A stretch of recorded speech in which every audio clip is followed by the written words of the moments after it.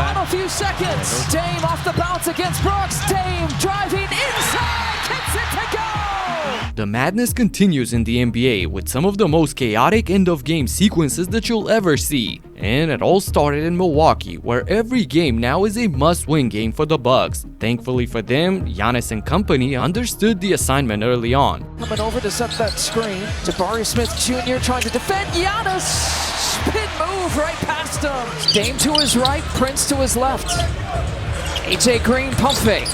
One of those rare HA2s. A 14-point lead is a nice cushion at home, allowing the fans to relax. And this is exactly what Fred Van Vleet needed. Right back to Fred on the skip down the baseline, lays it up and in. Yeah, Fred Van Vleet has woken up. His team needs him offensively. The uniform, please get in there. Hey. Yes, count it. And Fred Van Vleet continues. Fred Van Vleet. Why not? Moonball 3. Van Vleet goes on a heater, scoring 12 points in 2 minutes, getting Houston back in the game. And the Rockets complete the comeback in the fourth in style. Stolen right back by Şengün. Across the green, goes baseline. Ooh. On the other side. Oh my goodness. Jalen fly on that one. Houston makes it all the way to the last 2 minutes of the game with a 6-point lead on their side. And with 90 seconds to go, we got the beautiful ball movement and a wide open Dillon Brooks for the dagger, but he misses it. So then, loose ball, there is that stop you were looking for.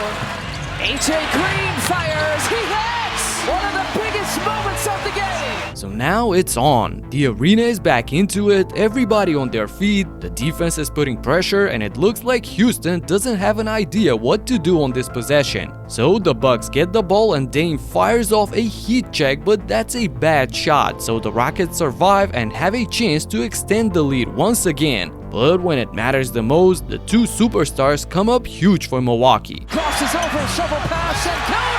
Giannis gets the block! Perhaps a game-saving block by Giannis. Final few seconds. No timeout from Doc. He's gonna go with it. They got 2 to work with. Dame off the bounce against Brooks. Dame driving inside, kicks it to go! Gives the Bucks the lead with 3.9 left! Wow, Giannis with the game-saving block and Dame with the potential game-winning bucket to save the Bucks. Thing is, the job is not done yet, and they need one final stop to secure the win. Van Vleet taking it out, 2 seconds to work with. Şengün off his hands, time is ticking, that'll do it! Bucks win! You take it any way you can get it.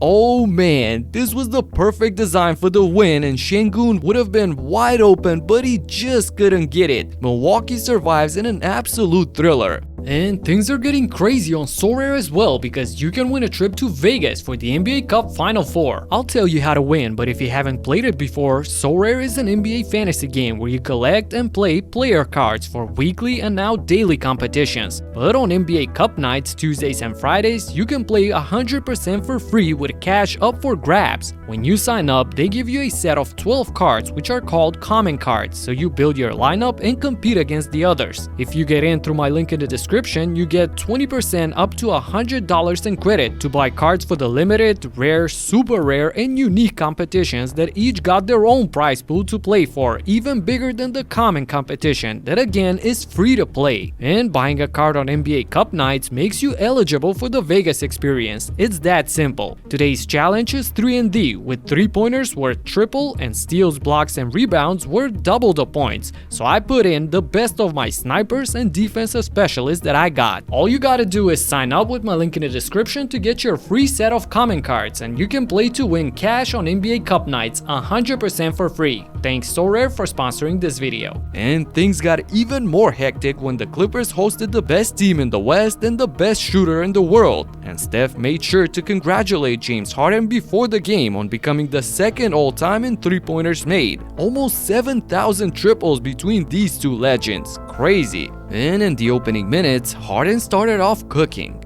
Late in the clock for Harden. Step back 3 on Payton. Now he books it. His second 3. And the Clippers jump out in front by 7. The Clippers were hot from downtown, hitting 9 threes on 53% shooting, and were pretty much in charge throughout the first half. Harden to Zoo on the short roll. It's Batum. He's hit 2 threes. Oh, it's a hat trick for the French Knight. 50-36, Clippers out in front. But then Steph gotta show them who's who, so he starts hitting some ridiculous shots. Curry on the wing for 3. I don't like to hear that. I don't like to hear that, Brian. Clippers turn it over. Here comes Curry. Good drive-by on the Jones Jr., but a second 3 for Curry. We promised some fireworks in the third. Warriors have outscored the Clippers just 10-7. And with the game getting into crunch time, Norman Powell enters the shootout as well with some long-range bombs of his own. He used the weights and his body got stronger. He became that much more of a finisher. Powell for 3. Yes, sir. 97-90. Harden around heel. Powell straight on for 3. 102-92. Clippers out in front. My early favorite for the Most Improved Player award comes up huge again and gives his team a 10-point lead with 2.5 minutes left to play. But if there's anyone capable of making an electric run in the clutch, that's Golden State, and boy, here they come. Tough shot for Terrence. And a tough possession for the Clippers. Way too deliberate. 1:40 to play. Curry the other way. Unfettered to the cup. The Clippers even helped the Warriors a bit with back-to-back awful possessions on the offensive end, keeping the ball stagnant for most of the shot clock and then forcing up bad contested shots. On the contrary, the Warriors acted fast. Wiggins. Wow. Timeout Clippers. All of a sudden, it's a one-possession game with 35 seconds to go, and out of the timeout, we got this frantic sequence. They're going with the Powell. Look at the play by Peyton. Peyton Jr. with the strip. Peyton with the strip. Steph into the corner. Green. Steph. A little bit too much. Draymond saves. Wiggins get it. They get it to Steph. 3 seconds. Peyton for the tie. Oh, wow. The LA Clippers survive. Wow, the Clippers were hell-bent on not allowing Curry to take the shot, and Gary Payton could have been the hero of the night for stealing the ball and giving Golden State a chance for the tie, but ultimately both him and Steph couldn't hit the 3 and the Clippers survived at the end. The Warriors are 0-2 against the Clippers now, falling to the number 2 slot after this loss. Atlanta sure didn't want to drop 2 in a row to Sacramento, and led by Trae Young, who orchestrated the offense to perfection, they jumped to an early 22-6 lead. Weak side to Ricochet. He bangs in another 3. Young inside. I mentioned it before. He might be the best long passer. Trae had an amazing 11 assists by halftime, but the second quarter belonged to none other than Keon Ellis, who went berserk, firing heat checks from all over the court. Ellis completely turned the game around and sent the entire arena into delirium. Brings it out to the corner on a heater. Ellis hotter than fish grease. Ellis running the king split action. Oh, he set off the smoke detector. 6 for 6. In a game of runs, neither team was able to pull away, so we entered the last 3.5 minutes with a 1-point lead by Atlanta, when something crucial happened. Hunter's own miss. And here's Young into the front court. Thompson, Hunter behind the action. Hunter wide open. That's the wrong guy right now. And he laces another 3.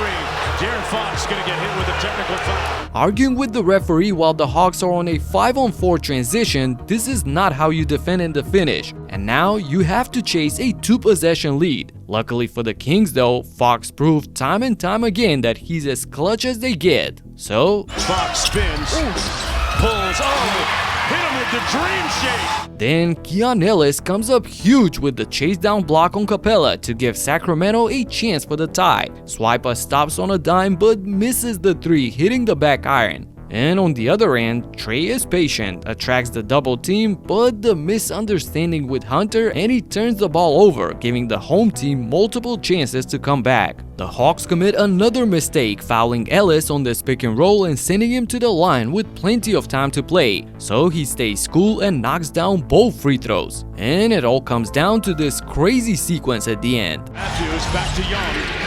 They corral Young. Hunter, a wild release. Comes off, to Sacramento. They gotta go. Kings are down 1, 6 seconds, 5. Fox gets in. Fox trying to win it. Take it away. Daniels got the steal.